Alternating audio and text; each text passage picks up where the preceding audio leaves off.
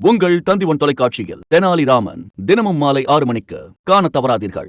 மனித வரலாற்றின் பெரும் பேரழிவாக பார்க்கப்படும் செர்னோபில் அணு உலை விபத்து தொடர்பாக வெளியாகியிருக்கும் புதிய ஆய்வு முடிவு திடீர் திருப்பத்தை ஏற்படுத்தியுள்ளது.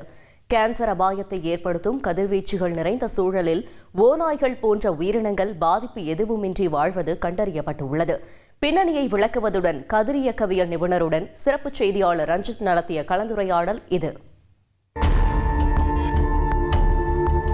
1986 ஏப்ரல் 26 அதிகாலை முந்தைய சோவியத் ரஷ்யாவின் செர்னோபில் நகரில் செயல்பட்டு வந்த அணு உலை திடீரென வெடித்து சிதறியது.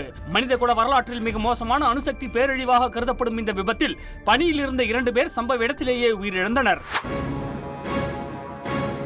விபத்தை தொடர்ந்து விரைந்து வந்து தீயணைப்பு மற்றும் மீட்பு பணிகளில் ஈடுபட்ட 28 தொழிலாளர்கள் கதிர்வீச்சால் பாதிக்கப்பட்டு அடுத்தடுத்த சில நாட்களில் மரணமடைந்தனர். விபத்து நடந்த 36 மணி நேரத்தில் அணு உலைக்கு அருகில் இருந்த பிரிப்பியாட் நகர மக்கள் 50,000 பேர் அவசரமாக வெளியேற்றப்பட்டனர். அணு உலையிலிருந்து சுமார் 500 கிலோமீட்டர் தூரத்திற்கு கதிர்வீச்சு பரவியதால் உக்ரைன், பெலாரஸ், ரஷ்யா ஆகிய 3 நாடுகளின் எல்லைப் பகுதிகளில் வசித்த 2 லட்சம் மக்கள் தங்கள் வீடுகளை காலி செய்தனர். அணு கழிவுகள் அகற்றும் பணி 5 ஆண்டுகள் வரை நீடித்தது. இதில் இரவும் பகலுமாக 24 மணி நேரமும் சுமார் 6 லட்சம் பணியாளர்கள் ஈடுபடுத்தப்பட்டனர். இருந்தபோதும் அணு உலையை சுற்றி சுமார் 30 கிலோமீட்டர் பரப்பளவுக்கு அபாயகரமான கதிர்வீச்சு இன்னும் இருப்பதால் அப்பகுதி மனிதர்கள் வாழ முற்றிலும் தடை செய்யப்பட்ட பகுதியாக அறிவிக்கப்பட்டது. கதிர்வீச்சின் வீரியம் காரணமாக அடுத்த 24,000 ஆண்டுகளுக்கு இங்கு மக்கள் வசிக்க முடியாது என விஞ்ஞானிகள் கணித்துள்ளனர். விபத்து நடந்து 38 ஆண்டுகளாகியும் செர்னோபிலில் இன்னும் 11 மில்லிரம் கதிர்வீச்சு இருப்பதாகவும் இது மனிதர்களால் தாங்கக்கூடிய அளவை விட 6 மடங்கு அதிக சக்தி வாய்ந்தது என்றும் விஞ்ஞானிகள் எச்சரிக்கின்றனர். இதனால் மனிதர்கள் வாழ தகுதியற்ற செர்னோபில் பகுதி பிசாசுகளின் நகரம் போல் மயான அமைதியாக காட்சியளிக்கிறது. அணு உலை விபத்து மனிதர்களை மட்டுமின்றி செர்னோபிலின் சுற்றுச்சூழல் சமநிலையையே தலைகீழாக புரட்டி போட்டுவிட்டது. விபத்துக்கு முன் அங்கு அதிக எண்ணிக்கையில் இருந்த தாவரங்கள், விலங்குகள் உள்ளிட்ட உயிரினங்கள் தற்போது அரிதாக மாறிவிட்டன. அதே சமயம் விபத்துக்கு முன்பு அரிதாக காணப்பட்ட நீர்நாய்கள், கடமான்கள், ஓநாய்கள், காட்டுப்பன்றிகள் மற்றும் ஒரு சில பறவை இனங்கள் தற்போது அபரிமிதமாக பெருகிவிட்டன. இந்த நிலையில் செர்னோபில் அணு உலை வெடிப்பு நிகழ்ந்த பகுதியில் ஆய்வு மேற்கொண்ட நியூயார்க் பல்கலைக்கழக குழுவினர் அங்கு வாழும் உருளை புழுக்களுக்கு கதிர்வீச்சால் எந்த பாதிப்பும் ஏற்படாததை கண்டு ஆச்சரியத்தில் ஆழ்ந்துள்ளனர். மேலும் கதிர்வீச்சால் பாதிக்கப்பட்ட டிஎன்ஏவை தானாகவே சரி செய்யும் சக்தியையும் இந்த உருளை புழுக்கள் பெற்றிருப்பதை விஞ்ஞானிகள் கண்டுபிடித்துள்ளனர். இதேபோல் அங்கு வசிக்கும் ஓநாய்களிடத்தில் கதிர்வீச்சால் கேன்சர் போன்ற நோய் ஏற்படாமல் அவற்றின் டிஎன்ஏக்கள் இயற்கையிலேயே மரபணு மாற்றம் பெற்றிருப்பதும் கண்டறியப்பட்டுள்ளது. செர்னோபிலில் வாழும் வன உயிரினங்கள் அதிசக்தி வாய்ந்த கதிர்வீச்சை தாங்கும் அளவுக்கு தங்களை தகவமைத்துக் கொண்டது விஞ்ஞானிகளை திகைக்க வைத்துள்ளது. சென்னையைச் சேர்ந்த கதிரியக்க சிகிச்சை நிபுணர் டாக்டர் சிவகுமார் கணேசனிடம் பேசினோம். அரிதான தாவரங்கள், விலங்குகள் அபரிமிதமா பெருகிடுச்சு.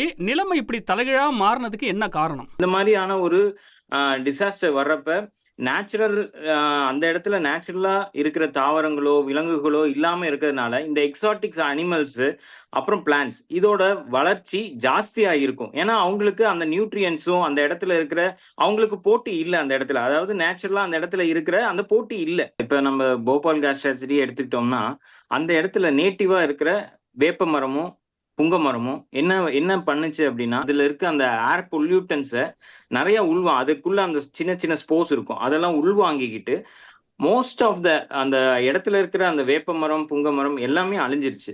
நுண்ணுயிர்கள், ஓநாய்கள் போன்ற விலங்குகளை ரேடியேஷன் தாக்கவில்லை என்று ஆய்வுகள் சர்ப்ரைஸ் முடிவுகளை கொடுத்திருக்கு. இதை எப்படி புரிஞ்சுக்கலாம்? ரேடியேஷன் தாக்கவே இல்லை அப்படின்னு சொல்றதை விட ரேடியேஷன் அந்த உடம்புல கண்டிப்பா, அதாவது ஒரு low level of dose radiation அவங்களுக்கு எக்ஸ்போஷர் ஆயிருக்கும்.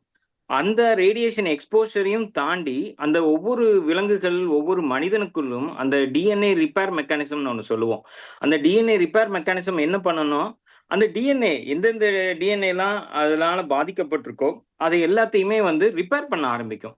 ஸோ அப்படி ரிப்பேர் பண்றப்ப அதுவே தானாவே இந்த இடத்துக்கு தகுந்த மாதிரி அதை தன்னை அடாப்ட் பண்ணிக்கும்.